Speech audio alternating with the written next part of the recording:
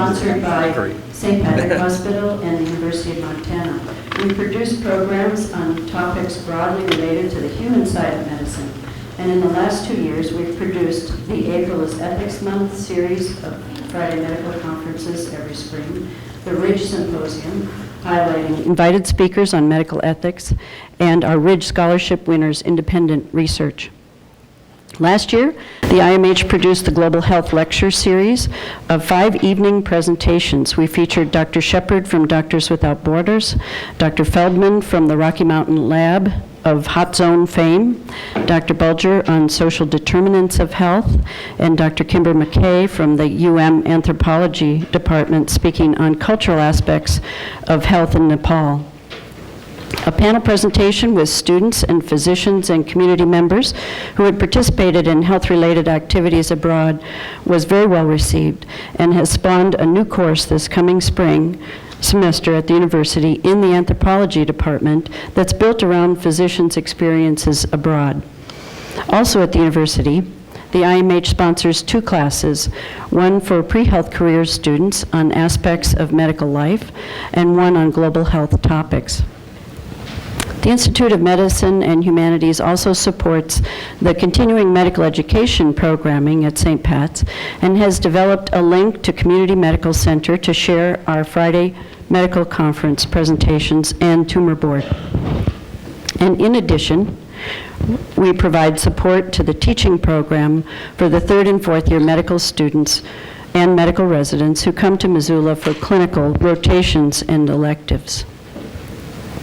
This year, the IMH has put healthcare reform front and center, and it is my great pleasure and privilege to introduce today's speaker, Dr. Marcia Angel. Dr. Angel's name is familiar to many of us from her 20 years on the editorial staff at the New England Journal of Medicine, the last year as editor-in-chief. Prior to that, she trained in both internal medicine and anatomic pathology after graduating from Boston University School of Medicine. Dr. Angel is an excellent choice for an IMH speaker because of her many written contributions to both medical journals and the popular press on topics related to medical ethics and health policy.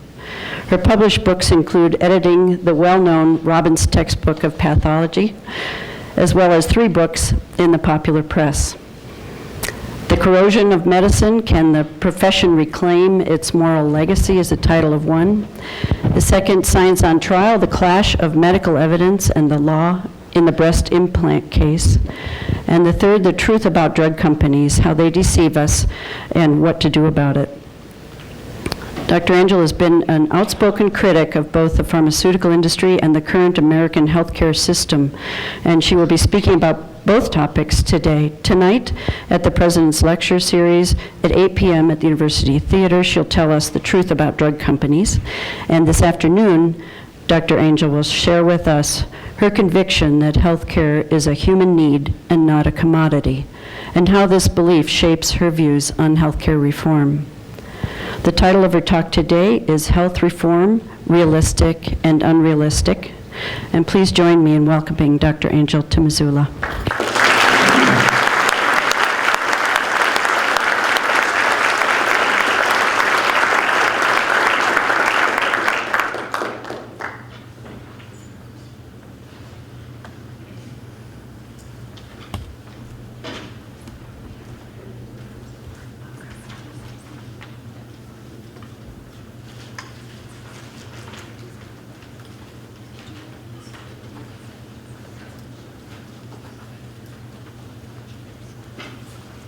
Thank you very much, Dr. Schlesinger. It's a great pleasure to be here in Montana, in your beautiful state. And to be, although it could be a little more beautiful today, and at St. Patrick's Hospital. Please tell me if you can't hear me. Is this on? Ooh, it's on now. Okay. Any problems with the hearing, let me know. As Dr. Schlesinger said, I'm going to be talking with you this afternoon about our health system. The one we have, the one we're likely to get as a result of these reform efforts, and the one we really need. Now, I realize that there's some risk in talking about this subject. The subject is so complicated that many people's eyes glaze over at the mere thought of having to listen to someone talk about the American healthcare system. But if we're to make any sense out of the reform efforts currently going on in Washington, and the outcome will affect all of us, it's necessary to understand the broad outlines of the present system and why it's so dysfunctional. I'll do my best to make this as painless as possible. Moreover, the system is not nearly as complicated as those with a vested interest in the status quo want to make you believe. I'll begin by briefly describing 3 features of our health system that distinguish it from every other health system in advanced countries, and then go on to talk more about what this all means. So first, the 3 distinguishing features. First, our system is uniquely expensive and uniquely inflationary.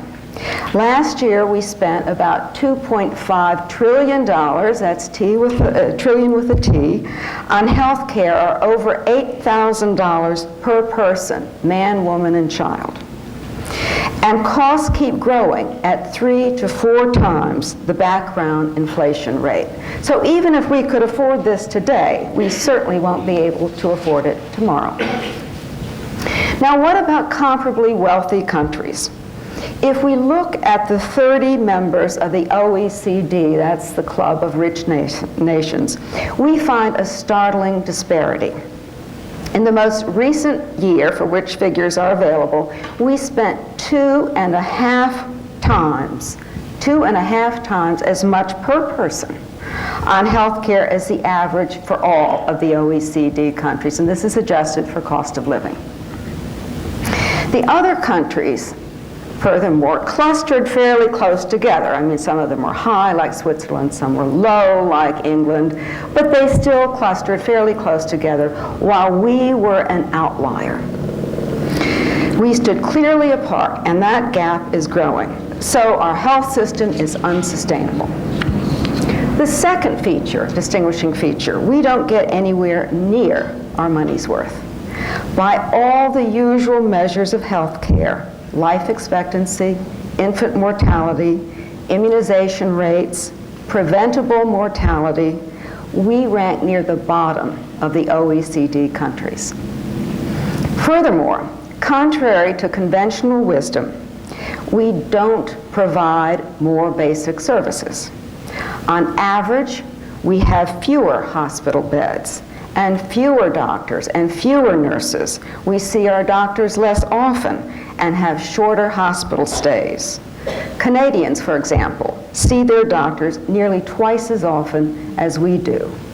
What we do have is many more outpatient tests and procedures, and I'll come back to that later. Worst of all, we're the only wealthy nation that doesn't provide comprehensive health care to all its citizens. Some 50 million Americans are uninsured, disproportionately the sick and the poor. And most of the rest of us are underinsured in the sense that we are not covered for every contingency. We may think we are, but we're not. There's a joke about the insurance company that advertises itself as covering everything except what you have. And that's sort of the way it is.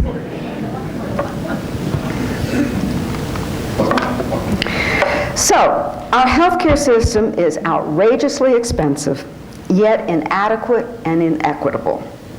Why? How can we explain the paradox of spending more and getting less? Well, the only plausible explanation is that there's something about the system itself, about the way we finance and deliver health care, that's enormously inefficient.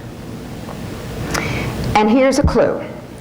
The third distinguishing feature of the American healthcare system is that it's the only market-based system among the OECD countries. In fact, it's not a system at all, but a hodgepodge of different commercial arrangements that exist more or less independently of one another. The other countries all have national health systems. Some are single-payer systems, which means that all healthcare funds, whatever their source, are funneled through a single public agency, which then coordinates the distribution of resources. But some have multiple payers, like Switzerland, the Netherlands. But their systems are tightly regulated so that everyone is covered, profits are regulated, and many of them don't have any profits, and prices and benefits are uniform. So to recap these distinguishing features, we spend more than anyone else by a long shot. We don't get our money's worth, and 3, we have a market-based system. Now, I believe the underlying problem with the system is precisely our reliance on a commercial market in healthcare. Most of the other problems in our system stem from that one. Alone among advanced countries, we treat healthcare like a market commodity instead of like a social service. Thus, we distribute it not according to medical need, but according to the ability to pay. But there's a great mismatch between medical need and the ability to pay. In fact, those with the greatest need are precisely those least able to pay. So while markets are good for many things, they're not a good way to distribute health care. People who are well insured may get an MRI they don't need. In fact, they may get many MRIs they don't need. While people without insurance may not get an MRI, may go without an MRI that they do need.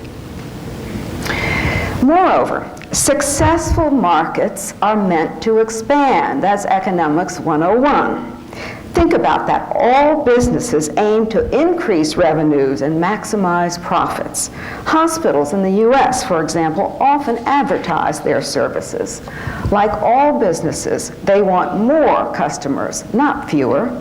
So each element in our health system is working to grow, even while the country as a whole presumably wants the system to contract. Now that doesn't make any sense, even on the face of it. Let's look more closely at how the healthcare market works.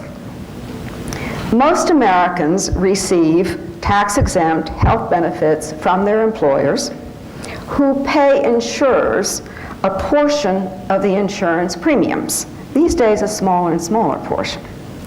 But not all employers offer benefits. It's strictly voluntary. They don't have to. And when they do, the benefits may not be comprehensive. Increasingly, employers are capping their contributions so that the burden of increasing costs, of cost inflation, falls entirely on workers. Workers, in turn, often turn down benefits even when they're offered because they can't afford their growing share. The insurers with whom employers contract are mostly investor-owned, for-profit businesses. They try to compete while maximizing profits by stinting on medical services, and that's what we all are all too familiar with. In fact, the best way for insurers to compete is by not insuring high-risk patients at all, by limiting the coverage of those they do insure, for example, by excluding expensive services like bone marrow transplantation, and by passing costs back to patients as deductibles and co-payments and claim denials. We are the only nation in the world with a healthcare system based on dodging sick people, because that's what's going on. It's a game of hot potato played by the private insurers. These practices add enormously to overhead costs because they require a great deal of paperwork. They also require creative marketing to attract the affluent and healthy and avoid the poor and sick. So not surprisingly, the United States has by far the highest overhead costs in the world. And overhead is one of the fastest growing components of our health system. Now let's follow the health dollar as it wends its way from employers toward the doctors and nurses and hospitals that actually provide medical care. First, private insurers regularly skim off the top of the premium dollar a substantial fraction, around 20%, for their administrative costs, marketing, and profits. They just take that right off the top. The remainder is then passed along a veritable gauntlet of satellite businesses that have sprung up around the health industry. These include brokers to cut deals, disease management and utilization review companies, drug management companies, legal services, marketing consultants, billing agencies, information management firms, and so on and so on and so on. They too siphon off some of the premiums, including enough for their administrative costs, marketing, and profits. Probably no more than 70 cents, and this is probably high, no more than 70 cents of the health dollar actually reaches the providers, who themselves have high overhead costs to deal with the multiple requirements of multiple insurers, often bent on avoiding payment. Cutting overhead in half would save the system about $400 billion, more than enough to cover all of the uninsured. Another cause of the great waste. So this is here. We spend about $800 billion of our $2.5 trillion on overhead. Cut it in half and you've got $400 billion. This is the other place the money goes, the big money sink. It's the overuse of expensive tests and procedures, and that has to do with the way we pay doctors. We pay doctors fee-for-service, piecework, but a lot of the other countries do too, most of them do. But we pay specialists far more than we pay primary care providers. Primary care doctors are almost a vanishing species now because medical students who come out with a large debt, they follow the money. So we have about 70% specialists to primary care doctors in this country, way more than other countries have. Moreover, we pay those specialists more to do tests and procedures, and the more they do, the more they get. So they make much more money doing a test or a procedure than explaining to a patient why he might not need that test or procedure. In fact, it's a little bit like the joke about the woman who ran into the vet with her pet duck. She comes screaming into the vet, has a limp duck in her arms. Please help me, my duck is very ill. So the vet puts the duck on the examining table and says, well, madam, your duck is dead. And she said, well, maybe it's in a coma. So he said, all right, and he opens the door to a side room, and in comes a big Labrador retriever. He comes walking in, stands on his hind leg, puts his front paws on the examining table, kind of walks around a little bit, sniffs a little bit, looks sadly at the vet, and walks out again. And then in comes a cat. Cat leaps up on the table, walks around the duck for a while, and the cat, too, sits back on its haunches and looks sadly at the vet. Vet said, nope, for sure, your duck is dead. And that's going to be $250. And the lady says, wait a minute, $250 to tell me that my duck is dead? And he said, well, that part would have just been $20, but you add in the lab test and the CAT scan, and it adds up. So that's how it works. In the past, there have been many efforts to reform the system incrementally. Mainly, these have been efforts to counteract the harshest effects of the market by subsidizing care to people who would otherwise go without and discouraging demand by stratagems such as managed care. But all attempts to reform the system piecemeal have run into the following dilemma. If we expand coverage, then costs inevitably rise. And if costs are controlled, then coverage is inevitably reduced. Think about that. If the system stays essentially as it is, and we tinker around the edges, coverage and costs have to move in the same direction. The only way both to increase health coverage and reduce costs or control costs is to change the system entirely. If you take nothing else away from this talk, I hope you'll remember this point. Coverage and costs cannot move in different directions if the system stays essentially as it is. We don't yet know what will come out of the current health reform efforts.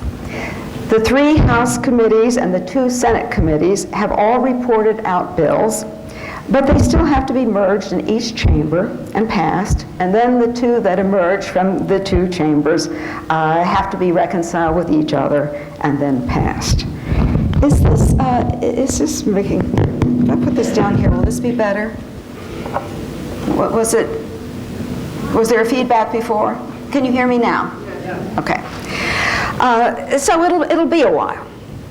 But even though we don't know what the final bill will be, we have some idea of the likely general outlines. First of all, the bill will probably be far less momentous than claimed. The Democrats pretty much have to come up with something after all of this, and they'll be full of self-congratulations about it, but I think it will fall far short of providing universal and affordable health care. And whatever it is, it won't be scheduled to take effect until 2013, well after the 2012 election. That tells me that nobody very much wants to run on this. Essentially, they'll kick the can down the road. It's essential to understand, too, that the main purpose of doing something is to slow the hemorrhaging of federal dollars into Medicare, because Medicare is the major contributor to our ballooning deficits. This is all about Medicare. Even though the rhetoric talks about the larger health system, really it's Medicare that's the target.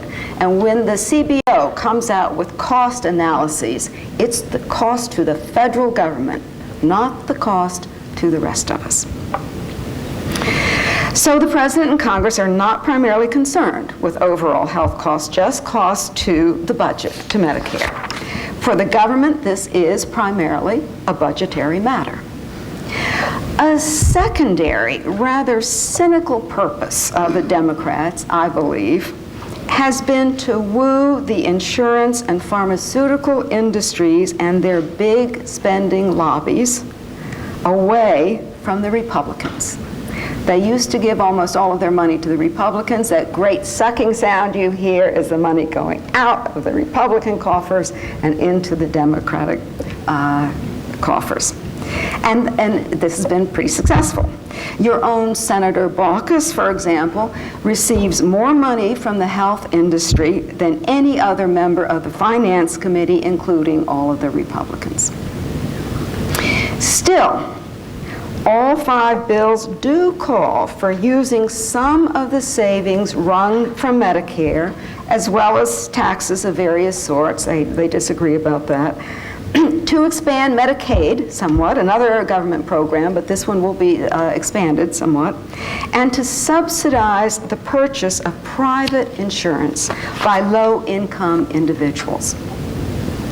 Almost everyone would be mandated to purchase insurance one way or another, through employers, out-of-pocket, or out-of-pocket with subsidies. Now, obviously, this this would be, I don't know what tense to use, this would be a terrific windfall for the insurance industry, which would thereby get millions more paying customers. And that's why the industry has generally supported health reform, but only if there's a tough mandate. There was a little bit of jockeying about that last week. They said, well, maybe we don't like this plan so much because the Finance Committee had pulled back a little on the toughness of the individual mandate.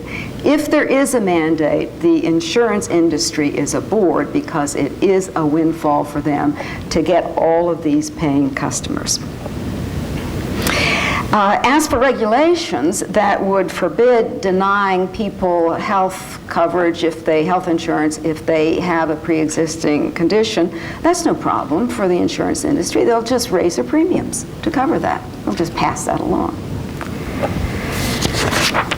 So bottom line, insurance coverage will probably be expanded, but it won't be universal by a long shot.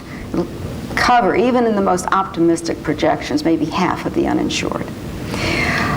It's also possible, but by no means certain, that the rapid growth of Medicare costs will slow somewhat. As I said, it's the inflation, it's the rate of growth more than the absolute cost. It's possible that will slow somewhat, or in the current jargon, that the cost curve will indeed bend somewhat. That will presumably come from cutting fraud, abuse, and overtreatment. But costs will certainly rise, continue to rise at least the current rate in the private sector, and probably rise even faster than they are now. This burden will be felt by individuals who will pay more out of pocket and by those employers that still offer good health benefits. The individuals hardest hit will probably be people nearing Medicare age, people over around the age of 50, because insurance companies will be permitted to charge them up to 5 times as much as they can charge young people. Now, this is the biggest pre-existing condition of them all, your age, but that will not be considered in regulations.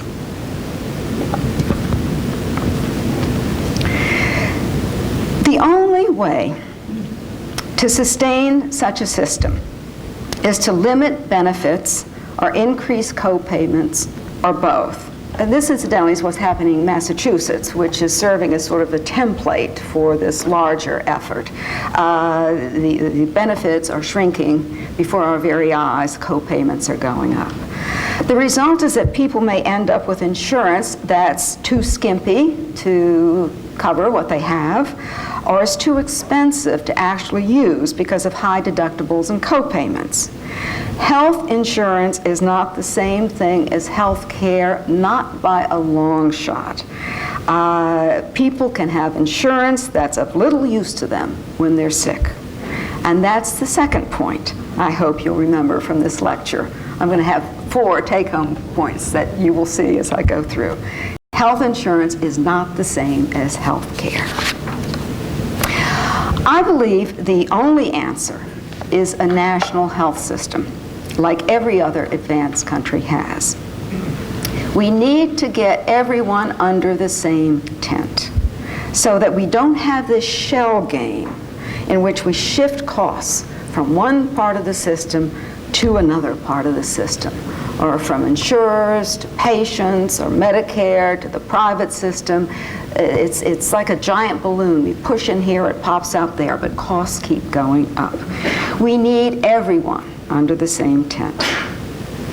This would be tantamount to extending Medicare to the entire population.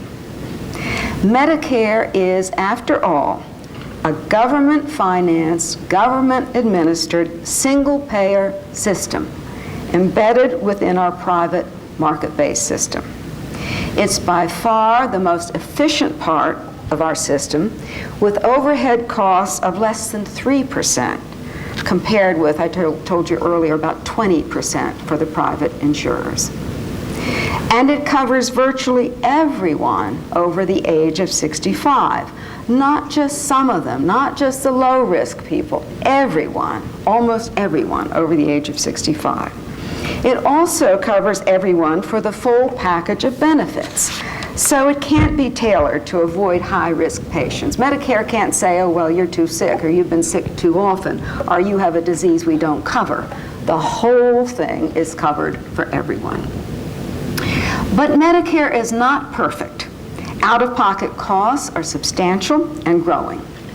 Doctors' fees are skewed to reward highly paid specialists for doing as many expensive procedures as possible, just as in the private system. Furthermore, because Medicare pays for care in a market-based entrepreneurial system, the delivery is private, it experiences many of the same inflationary forces as the private insurance system. If Medicare were extended to everyone, it would have to be in the context of a nonprofit delivery system. Otherwise, we wouldn't realize the advantages of a single-payer, coordinated financing system. And fees would have to be changed to reward primary care doctors more and super specialists less. The main opposition to a national health care system comes from two powerful industries, the private health insurance industry and the pharmaceutical industry. They, in turn, have inordinate influence over lawmakers and many economists and health policy experts as well. They have the largest lobbies in Washington. These special interests propagate a number of myths, and I'm going to go through the myths, the mythology, very briefly with you. Myth number one is that we can't afford a national health care system. Well, the truth is that we can't afford not to have a national health care system. As I said, our costs are exorbitant, premiums are rising rapidly, and the number of uninsured is growing. A national health system would be far more cost-effective since it would eliminate excess overhead, profits, cost shifting, and unnecessary duplication. Furthermore, it would permit the establishment of an overall budget and the fair and rational distribution of resources according to medical need and not according to the ability to pay. We should remember that we now pay for health care in multiple ways through our paychecks, the prices of goods and services, taxes at all levels of government, and increasingly out of pocket. It makes more sense to pay just once. The most progressive way is through an earmarked health care tax on income. Myth number two. According to this myth, innovative technologies would be scarce under a national system. We would have long waiting lists and maybe rationing. This misconception is based on the fact that there are indeed waits for certain elective procedures, not emergency procedures or urgent procedures, but certain elective procedures in some countries with national health systems, such as England and Canada. There are no waits in France or Germany or the Netherlands or Switzerland, but in England and Canada for certain elective procedures. But that's because they spend far less on health care than we do. England spends only about a third per person of what we spend. If they were to put the same amount of money as we spend into their systems, there would be no waits, and all their citizens would have immediate access to all the care they need. They could have nose jobs and tummy tucks. I mean, they could have the works, considering what we spend. For them, the problem is not the system, it's the money. They don't put enough into their systems. For us, it's not the money, it's the system. There's plenty of money already in our system, and that's your third take-home message. We don't need more money, we need a different system. Myth number three. According to myth number three, a national system would subject doctors and nurses and other providers to onerous bureaucratic regulations. But nothing could be more onerous both to patients and providers than the multiple intrusive regulations imposed on them by the private insurance industry. In fact, recent polls show that nearly 2/3 of the public and 3/5 of doctors, at least in Massachusetts, would prefer a national system to what we have now. To them, I guess it's mainly the lesser of the evils. They don't want any regulations, but they get more in the private sector. Myth number 4 says that the government can't do anything right. Well, some of us like to say that without thinking of all the ways in which government functions fairly well and without considering the alternatives. I had a very conservative uncle who once asked me rhetorically in our usual discussions of such things, he said to me, "Name 3 things the government does well." And I said, "The NIH, the National Park Service, and the IRS." He said, "Well, name another one." So we were kind of going down that road. I might also have added Medicare, which, as I've said, is far better at funding health care than the private sector. We should remember that the government is elected by us and is accountable to us. In contrast, an investor-owned insurance company reports to its owners, not to the public. And according to myth number 5, a national health system is a good idea. I even heard that from Senator Baucus in a private conversation. Good idea, he said. It's a good idea, but unrealistic.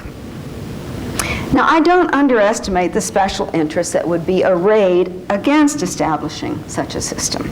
They would be formidable. And it would take concerted pressure from the public and the medical profession together to defeat those special interests.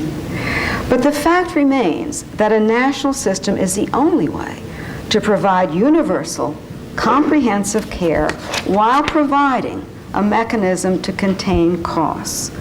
What is truly unrealistic is anything else. And that is your 4th take-home message.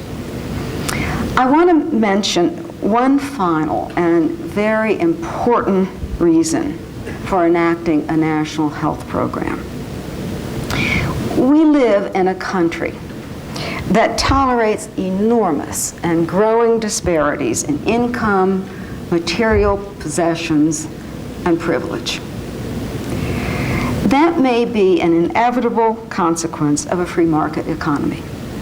But those disparities shouldn't extend to denying some of our citizens certain essential services because of their income or social status. One of those services is surely health care. Others are education, clean water and air, equal justice, protection from crime, all of which we already acknowledge are public responsibilities. We need to acknowledge the same thing for health care. Providing these essential services to all Americans, regardless of who they are, marks a decent and cohesive society. It says that when it comes to vital needs, we're one community, not 300 million individuals competing with one another. So that's the end of my prepared remarks. I'd be happy to take questions or discussion or whatever. Yes, way in the back. Professor, thank you for speaking. I'm Dr. Back, and I think that your remarks are the very commonplace and somewhat rationale that we've heard over and over again at this point. I wanted to point out a couple of inconsistencies and how to respond to maybe some things that you brought up with these arguments. First of all, your characterization of free markets in healthcare is incomplete.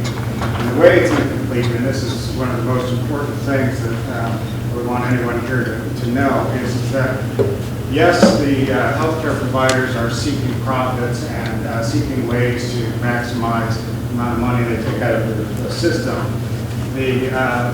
this is not being counterbalanced in our system by a consumer. And the reason that the consumers are not involved in healthcare, the reason that we have exploding costs with every single social program we do, is because of the way the insurance market is regulated. Most of us have never read our insurance policy. Most of us get our insurance policy from our employer. That's a decision that comes out of artifacts from 1945, where we had inflation in the United States, and they started offering fringe benefits in response to wage caps. People were to be free and had the same advantage to buy health insurance across state lines and from a provider or a health insurer of their choice. The consumer would be much more involved in this, and we would be able to control the profits that some of these people are attempting to extract. The second point is that while you tell us that a national health service is the way to go and that Medicare is a good thing, Medicare has an unfunded liability, Medicare and Medicaid, of $50 trillion. It alone will bankrupt this nation and debase our currency. Across the world, the purest public health care systems have collapsed and are imploded, and that's the United Kingdom and Canada. And the rest of the world has hybrid systems like our own, which are moving in the direction of free market reform. And that is because when we declare health care right... We're not wanting a speech from you. Is that a question or a speech? Well, I hardly know where to begin on all of this. Let me start with the moral issue, if I might. What you're suggesting is if you can buy health insurance, if you, the consumer, can do it, dig into your pocket and do it, and if you can't, well, bleed to death. I think that's not right, to put it mildly. And also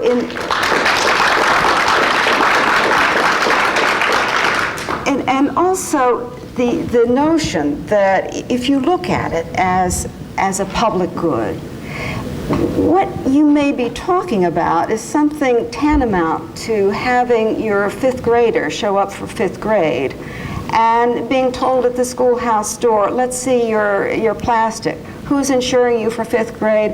Oh, I see, you can take arithmetic, but you can't take English. It's absurd. We don't do that in other walks of our life. We call the fire department when our house is on fire, and he doesn't say, do you have insurance? Is it covered for this fire? So that's the first thing I would say. The second thing about the other countries is simply wrong. They do have some private insurance in Switzerland, in the Netherlands, in Great Britain, highly regulated. They have to price their package the same. They have to provide the same benefits. In Switzerland and the Netherlands, they cannot make a profit off of the basic package. They can only make a profit off of their supplementary packages. It accounts for only a small part of their systems. Great Britain went toward a more free market approach and quickly pulled back from that. So your facts are just wrong on that. Other questions? Yes. I lived in England and had excellent medical care. It was incredible how good it was. Personalized and professional and care-based. One of my questions is I would really like to support more preventative care in any healthcare reform, which is one of the areas where I think it's lacking. One of the things I'm familiar with is in England, doctors are paid extra if they do preventative care, and it seems to work. So Yes. So thank you very much for your talk. I appreciate it. Thank you very much, and thanks for your testimonial about England. They do very well with a very, very underfunded system because it's distributed rationally.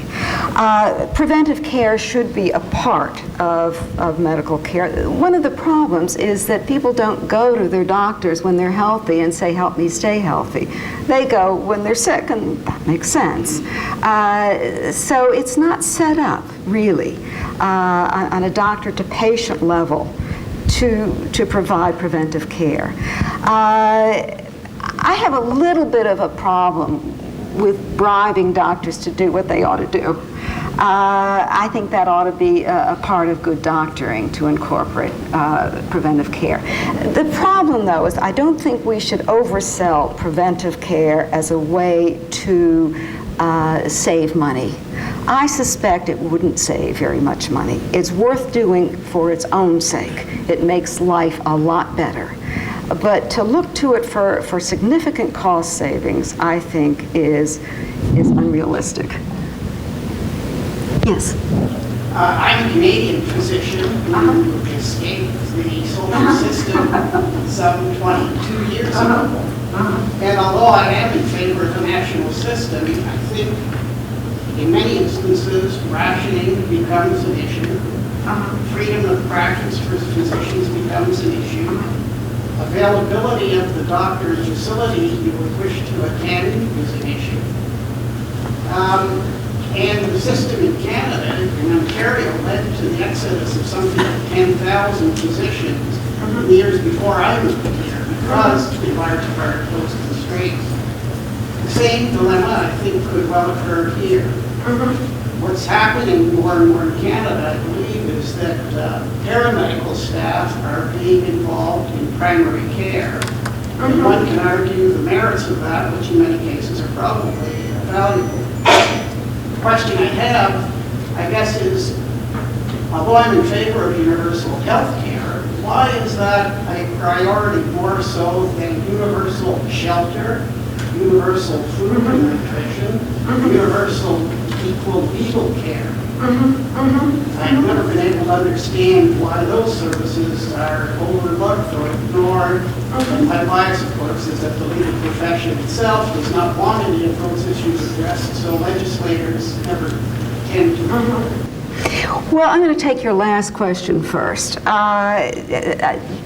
Probably you didn't hear this. The question had two parts. One, you left Canada. When did you leave Canada? 20 years ago. And he talked about the problems with insufficient availability of resources in Canada and the unhappiness of doctors there. And the second was, why am I prioritizing health care, or why am I seeming to, over many of the other social goods we might want to have, like education, legal services, what was food, shelter, right. And let me take the last question first. I'm not so sure that I am prioritizing health. I happen to be a doctor and I happen to be an expert in this field, so I'm talking about what I know. I think if you were to ask me to make a list, I would probably put education first. But medical care can be tantamount to life itself. Life, liberty, and the pursuit of happiness. It can be tantamount to life itself. I think there is nothing more debilitating than being sick. If one is ill, then life holds less and less in every other regard. So I would put that up there very high with education. Certainly food and shelter. These things differ from one another in lots of ways. So far, food is relatively cheap. It comes in various qualities. If you can't afford steak, well, then you can get some canned tuna fish. So people so far are able, by and large, to get food. Shelter, that is more expensive. There is a real problem there. But I'm talking about health care because that's what I do. I wouldn't necessarily put it ahead of everything else. Your first part of your question about Canada. Canada underfunded its system a lot. And certainly through the 90s. And the United States was a picnic ground for physicians until about the same time. American doctors are less happy than they were, a lot less happy than they used to be, because of the regulations from the insurers and other regulations. Canadian doctors are happier than they used to be. If a Canadian doctor comes south now, he's very likely to run into one going north. If he isn't run over by the patients going north to get prescription drugs, they can afford. So it's going both ways now. And as I said, and you can't quarrel with the data, there are more hospital beds in Canada. There are more doctor visits. There are longer hospitalizations for the same illness. We get them in and we get them out right away to free up that bed. And they do see their doctors twice as often. So somehow they are getting to their doctors and they are getting into hospitals. Yes? Your ideas are so sensible, yet the people who are making money hand over fist have such a big voice. Yes. What's it going to take to get sensible ideas across to Congress, in spite of this big voice that money provides? Well, of course, you just put your finger on the problem. As I said, the health industry has the biggest lobby in Washington, and they get what they pay for every time. We do have a government of special interests, and these special interests are huge. The only thing that members of Congress need more than the lobbyist money is votes. So if you can mobilize the public, they'll go in that direction. Now, they don't worry too much about the voters. As I said, this issue is made out to be more complicated than it is, so that the voters say, "Oh God, I can't figure this out." And don't try to wrap their minds around it and decide what to do. So that's the essential problem, and the physicians. You can't have health care without doctors. You just can't do that. And doctors can either kind of sit back and not be a part of the solution, or they can make their voice heard. And they would be a powerful, powerful group. That's why I like talking to people like you. Yes? Maybe you could speak a little bit to what's going on in Massachusetts right now with the expanded coverage, but the increasing path for that. How you hear about managed care coming back. Yeah. Well, you're up to date, aren't you? Are you from Massachusetts? Oh, I try to agree with that. Good. Good. With this thing about managed care coming back, I mean, that's hot off the press. Massachusetts passed a law in 2006 that said it was going to be the first state to have universal health care.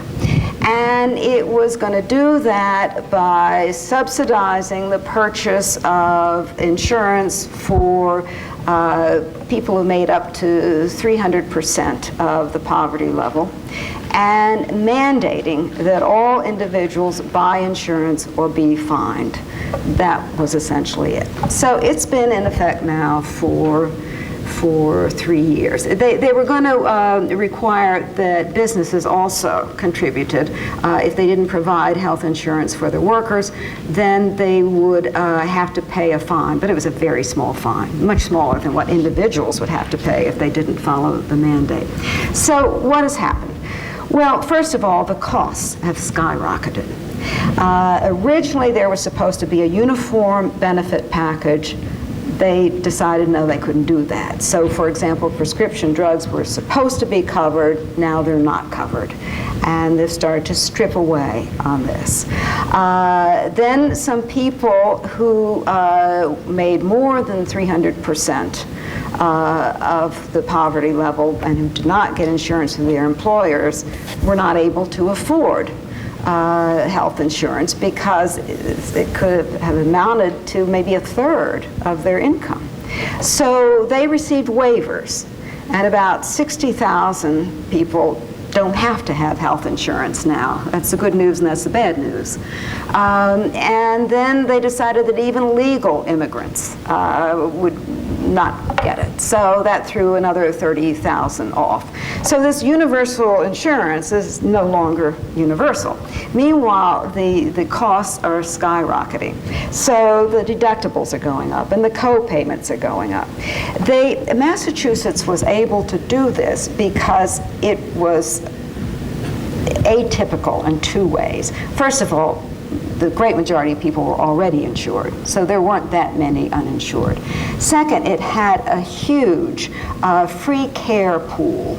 It was money collected by taxes on hospitals and insurance companies that would provide care for people who came to safety net hospitals and had no way to pay.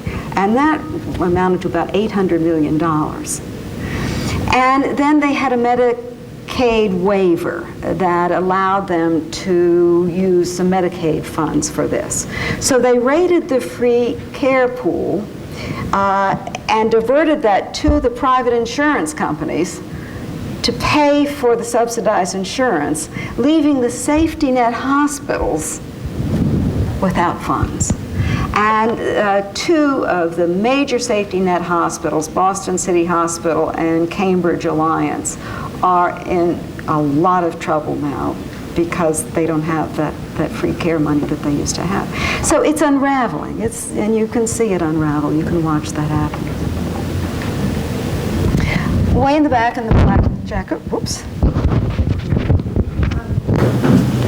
What does one say, I'm asking you, what would you say to someone who says, we are not ready for a national health care system, one that's all-inclusive, because the delivery system isn't ready? And that just, for me, feeds the question that you were alluding to before about, oh, it's so complicated. Yeah. What do we need to have in place so it doesn't unravel and there will be this response, see, I told you, it would not work? There are two things that need to be done.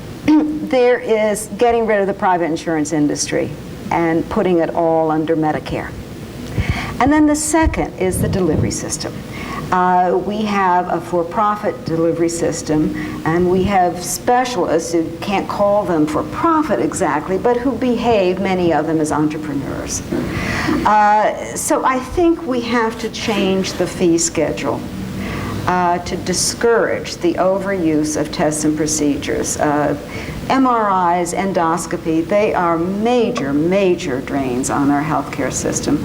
A lot of research has been done, principally by John Wenberg and his group at Dartmouth, that shows in the most technology-intensive areas of the country, the health outcomes are slightly worse than they are in the least intensive places, which goes to show you that healthcare, if you don't need it, can be dangerous. Hospital is not a place to be unless you're sick.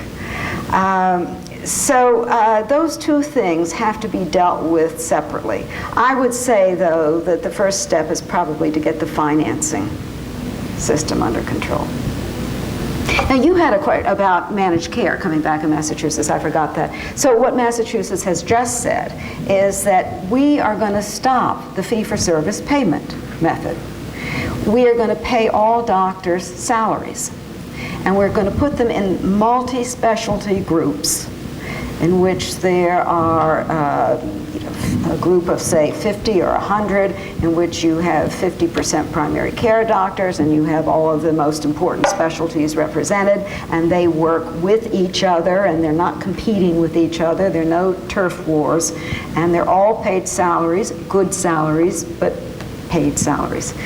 That's what Massachusetts is now talking about. I have some sympathy for that structure. But everything depends on who owns it, whether it's owned by the doctors or whether it's owned by a private insurance company. And if it's owned by a private insurance company, then we've just gone back to managed care of the 90s, in which they squeeze doctors to squeeze patients in order to keep their profits up. And I think that's worse than what we have now.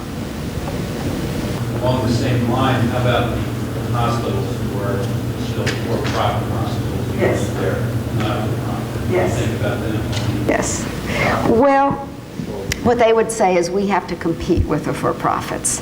That's probably partly the reason, but they all behave like not-for-profits. Part of the reason is that their capital budgets and their operating budgets are mixed. And so they just take money out of their operating budgets and then go and build another building out in the suburbs and compete that way. And so, yes, right, exactly. Yes. Thank you very much for your presentation. Dr. Rangel, I'd like to follow up briefly on what this young man in the white colored jacket said about how do we deal with the power of the opposition to a more rational healthcare system. And then a brief reference to your statement about when healthcare reform will become available. 2013, 2014, it seems like an awfully long time. And people are head up enough about this. I wonder if you're concerned about more active opposition on our part in the form of civil disobedience. If the people we elected, don't come through.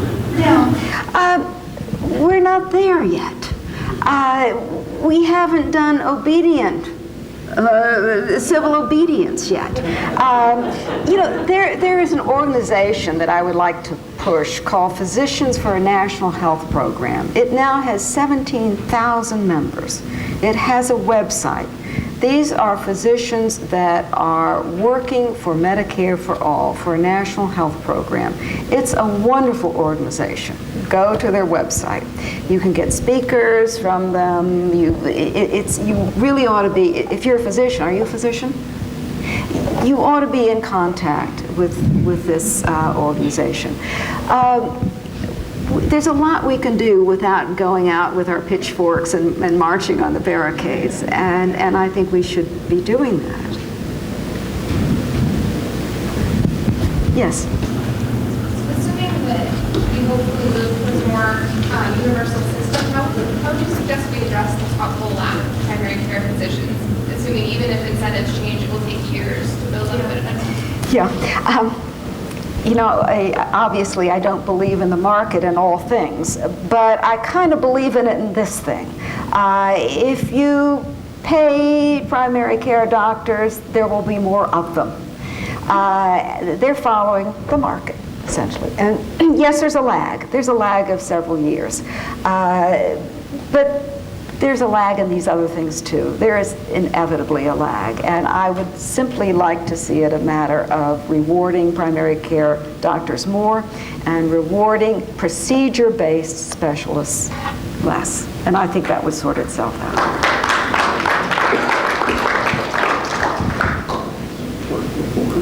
Yes, way in the back.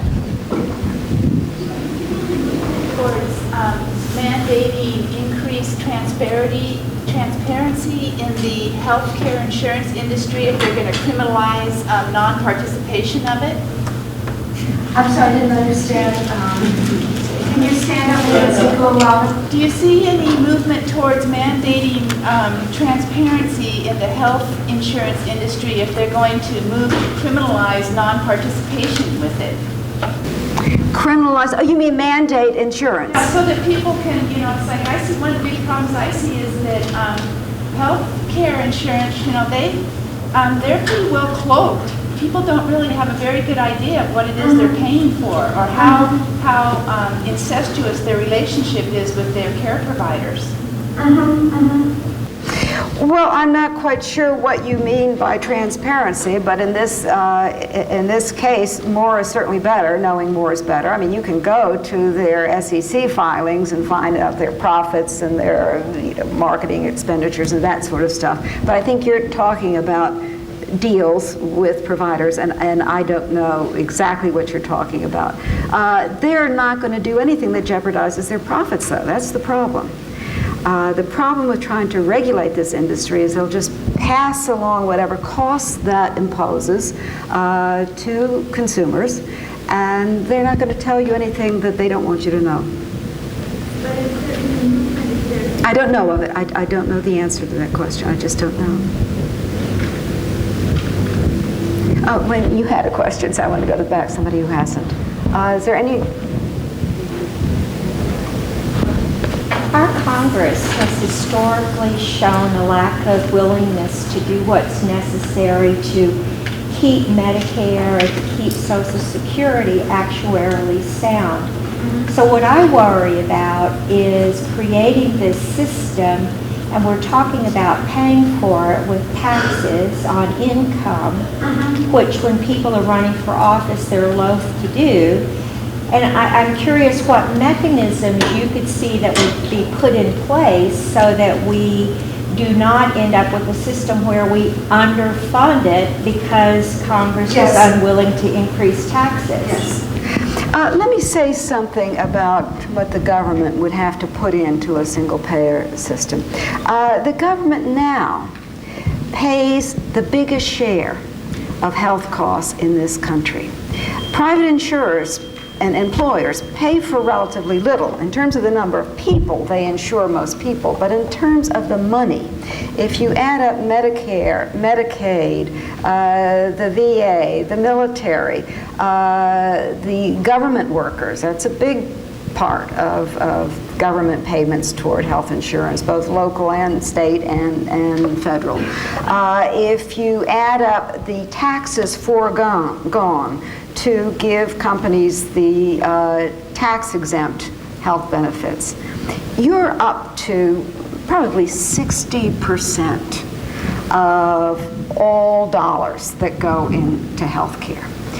If you were to put everybody into Medicare, it would increase government expenditures not by that much.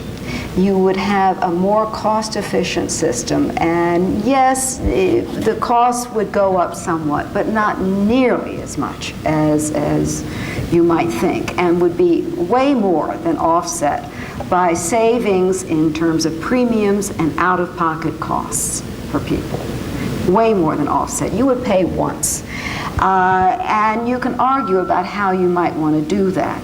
Medicare Part A is now paid for out of payroll taxes. That is the part that is going to run out of money unless you increase the payroll taxes, which is always a possibility. And Part B, which is voluntary, is paid for out of general revenues and the premiums that individuals pay once a month. If you wanted to finance Medicare for all, you could do it in the same way. You would probably have to goose up the payroll taxes a little. Or you could do it, and I would favor this, in an earmarked tax on income.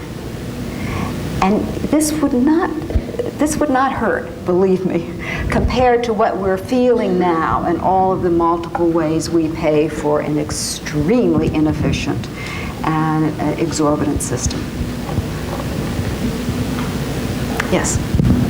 You proposed a single-payer system, and I support that. I'm curious about whether there are any financial or economic problems that would be associated with eliminating private health insurance.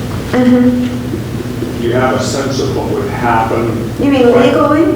Financially? Well, I'll tell you what would happen. I'm glad you asked that. Right. I'm not suggesting that it would be a huge problem. I'm just wondering, are there things we need to know about how that would happen and what the financial implications for the economy would be? Yes. I'm glad that you asked that, as I said, because it's a terrific question. The question was, what would happen to the rest of the economy if the private insurance companies went into hurricanes and earthquakes instead of health care? And what you have to remember is that these industries, the health industry, is about 16% of the American economy. So there's another 84%. What is the health industry doing to this other 84%? It's making them very hard to compete globally, particularly for businesses that have good health benefits, GM, for example, very hard to compete with Toyota when you have to pay that much in health benefits. And it's true of the rest of the economy, even if they're not these giant industries that offer really excellent benefits. So just remember that for a second. If the private insurance industry were to go overnight, say, there would be a lot of people out of work if it happened overnight. But I'm convinced that that would be more than made up for by the advantages to the 84% of the economy that would suddenly be freed from this burden. There would be no more employer-based insurance. They wouldn't have to pay for their workers' insurance. They could hire more workers. They could compete better. I think it would be a win for the 84, the major part of the economy, which is now being held hostage by the health industry and doesn't seem to know it because of the ideology of the thing. So I think that would be the way to go. But you don't have to do it overnight. You don't have to do it overnight. You could convert the insurers that have health facilities. I mean, some insurers have their own HMOs, convert that to nonprofit, and you could gradually end the private health insurance industry that doesn't offer anything in terms of health care. I have suggested that Medicare for All be instituted gradually, decade by decade, go down from 65 to age 55. And incidentally, as I said, I think these are the people who are most vulnerable now, people over the age of 50. Let me tell you, people who are 64 can hardly wait to be 65 these days. I never thought I would see that, but that's true now. Because between the ages of about 50 and 65, people are starting to get sick. They're getting vulnerable. And as I said, even the House plans, I believe the House plans, but certainly the Senate plans, would enable insurers to charge 5 times as much for somebody nearing Medicare than for a young person. So I would like to see the Medicare age of eligibility dropped to age 55 and wait a few years. The insurers can then go into earthquakes and hurricanes and floods and stuff like that. And then after a few years of adjusting to this, drop it to 45, drop to 35 until everyone is in Medicare. Yes? No, it isn't just the 84% businesses themselves. I heard an economist today in a radio program who was an economist for Bush say that during the Bush presidency, real wages have done worse than any prior presidency, any 8-year presidency, but that the expenditures of business owners towards their employees have gone up 25%. Their wages, they'd actually lost money because so much was going to the economy. So me as an individual, not only a company. Their salaries would be higher. That's right. Yes, way back there. No, you. Dr. Angel, you were sort of a whistleblower of sorts when you were with the Journal, with physicians who had an incestuous relationship with drug companies. Mm-hmm. Do you see that as an ongoing problem? Yes. And if so, is it part of our problem? And do you have any figures on how big a problem it's still? It's a huge problem. It's a huge problem. Come tonight, because I'm going to be talking about that. Yes? What is it about co-ops that some people, especially some legislators, seem to find attractive? Well, this was a way to sort of kill the public option, but the public option was already dead. The person who invented the idea of the public option, a political scientist at Yale named Jacob Hacker, came up with the idea, and he's quite straightforward about it. He wanted to move toward a single-payer system, and he thought this was the way to do it. He wanted to leave the private insurers in place but to have essentially Medicare for everyone as an option.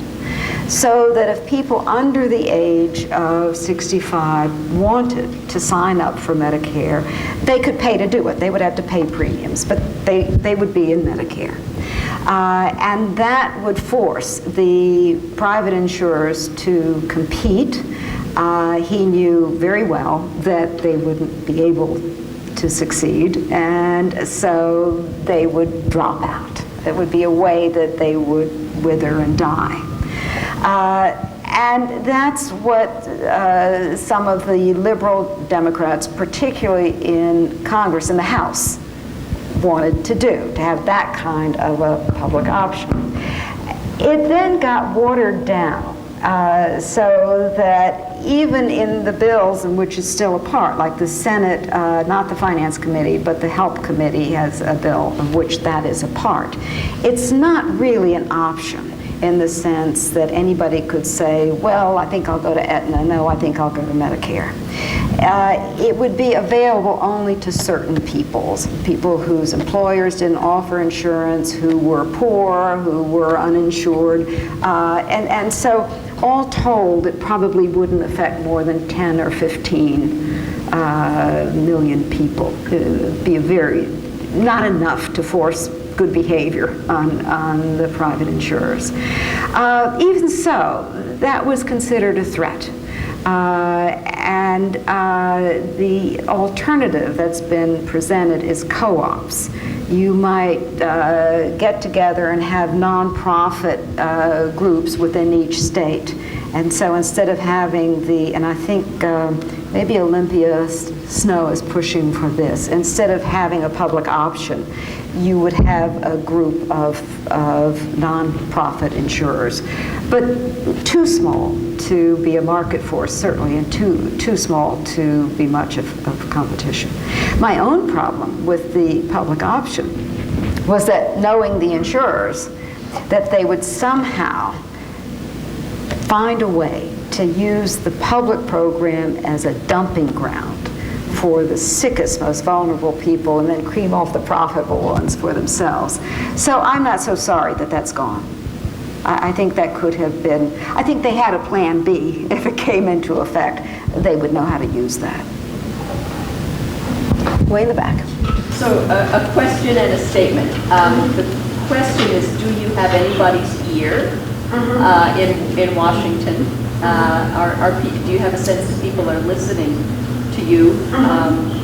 And the statement is that we all have this wonderful sheet of paper that tells us who to write to, and everybody in this room needs to write. Because I haven't seen a piece of paper, but so, well, it has contact information for all the people on the healthcare reform study group. But do you feel like anybody's listening to you? Yes. There is a single-payer bill that has been introduced in the House by John Conyers and Dennis Kucinich, and I helped write that. That cannot get out of committee, but it will be there when in the next, it will always be there. It's something that could be gone back to. And both of these people have done good work. It has 80 co-sponsors, and yet it's locked up in committee. I did have a little conversation with Senator Balkus back in June, and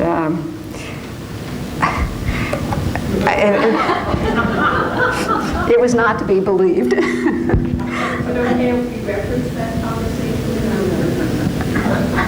Sure.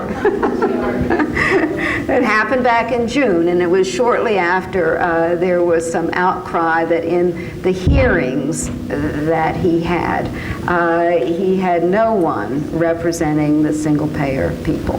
He had plenty of representatives from the stakeholders, the health insurers, but he had no one from the people who favored a single-payer. And so he decided that he would meet with a few of us privately, and he did. And he.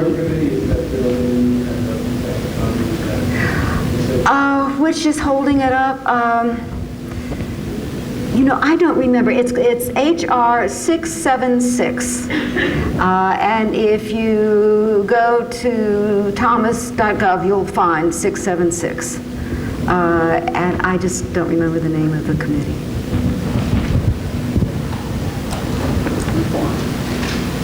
Tort reform. The gentleman in the front wants to know about tort reform.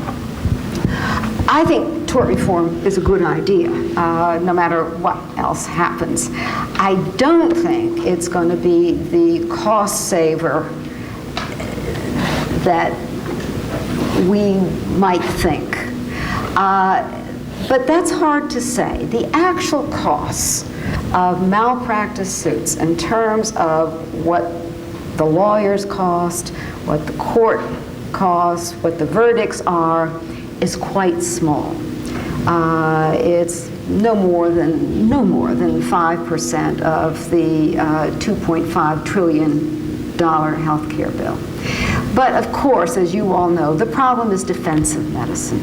How much defensive medicine occurs? How much of it is a result of fear of being sued? It's very hard to get data on that. It's an imponderable. A lot of people are not going to say, oh yeah, I got that MRI because I was afraid I was going to be sued. They say, well, I thought you might need it, or just in case. So you really can't know for sure. I suspect there's quite a bit, but I have no way of knowing. Tort reform, though, is something that should be done in its own right, just like preventive medicine. I would favor a no-fault situation when people have iatrogenic problems, and I would favor separating the financial help for people who are harmed in the medical system from the issue of whether the doctor was guilty of negligence. They're two different issues.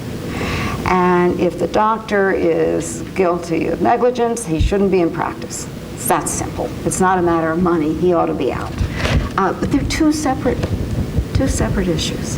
One thing we know is it doesn't work. That the malpractice, it's a crapshoot whether there was really malpractice there or not. Okay.